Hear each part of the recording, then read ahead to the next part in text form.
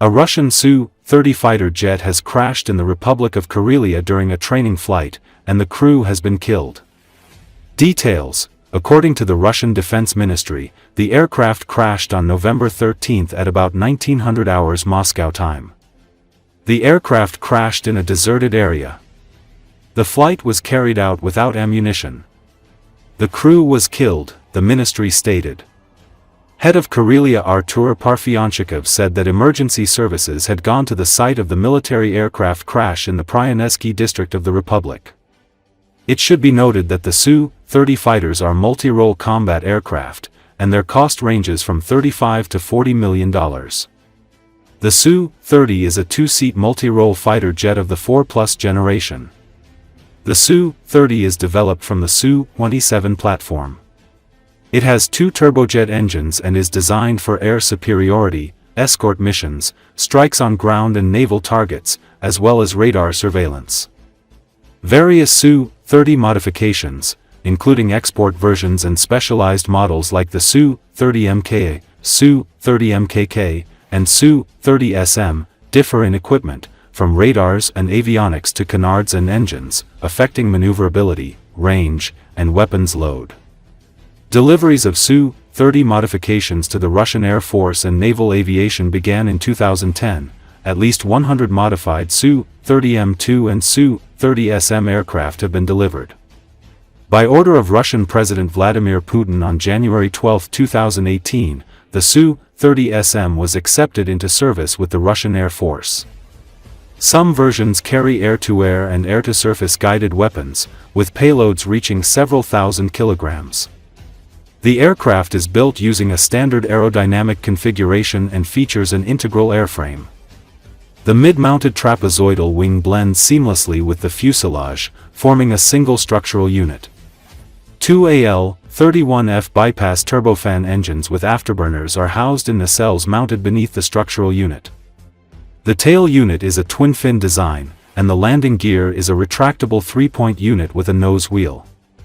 It can carry a wide range of air-to-air missiles, air-to-ground missiles and bombs on 12 hardpoints and is equipped with a built-in 30mm cannon mount.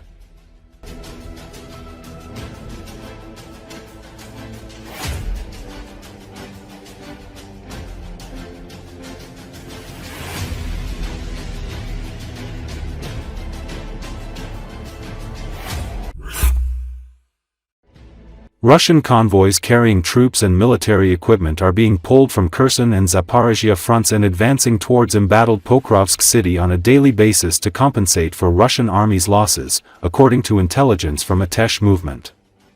The Kremlin's move to weaken fronts in Kherson and Zaporizhia is prompted by depletion of its forces, the group said. According to the intelligence reports, members of Russia's 506th Motor Rifle Regiment see hundreds of new soldiers arriving in Pokrovsk each day, many of whom are sent into assaults without being formally registered in their units. A Tesh movement believes Moscow is determined to seize Pokrovsk regardless of the mounting human and material losses. Being a vital logistical hub in Donetsk, Pokrovsk has become one of the fiercest battle zones, as Russia tries to exploit overstretched Ukrainian defenses after months of attrition.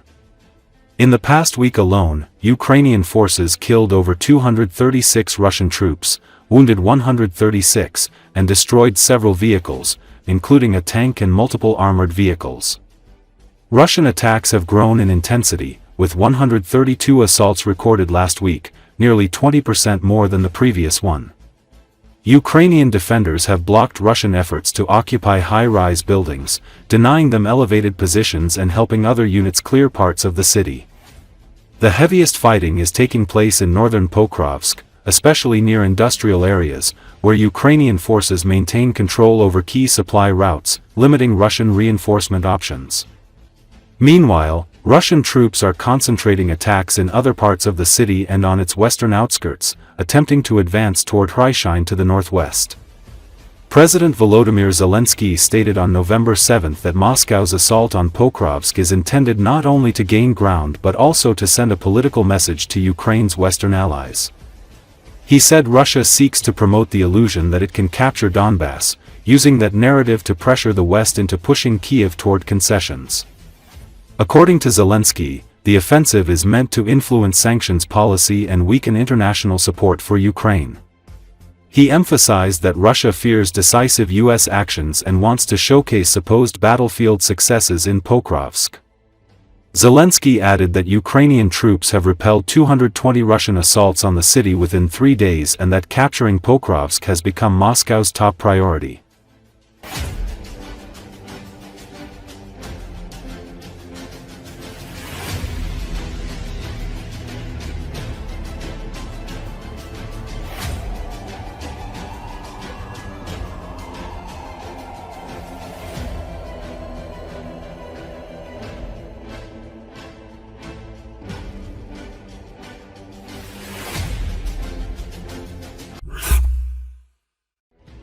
Ukrainian armed forces drone units launched overnight attacks on oil terminal and a drone depot in Russian-occupied Crimea Peninsula on November 13.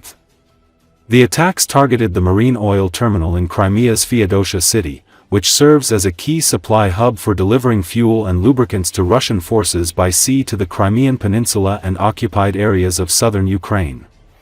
Video footage released in social media captures the moment of the strike on the oil terminal. Social media reports indicated that powerful explosions were heard in Feodosia overnight, and by morning, Russian authorities had closed the railway crossing on Fedko Street near the oil depot. The facility in Feodosia, with storage tanks capable of holding up to 250,000 cubic meters of fuel, plays a key role in supplying Russia's southern military operations. Thursday's attack was the third such strike on Feodosia in the past few days. Another attack targeted a storage and maintenance base for Orion strike reconnaissance drones at the Khyrovsky airfield in Crimea. Ukraine has scaled up long-range strikes on Russia's energy and military facilities in Russian-held Ukrainian territories as well as deep in Russia. The attacks on energy production facilities are aimed at disrupting funding for Russia's war machine. According to President Volodymyr Zelensky, Ukrainian attacks have reduced as much as 27% of Russia's fuel production, further cutting funding for Kremlin's war of invasion that was launched in February 2022. The relentless Ukrainian strikes have triggered fuel shortages, fuel price hikes across Russia. Russian-annexed Crimea Peninsula has been most affected by fuel crisis.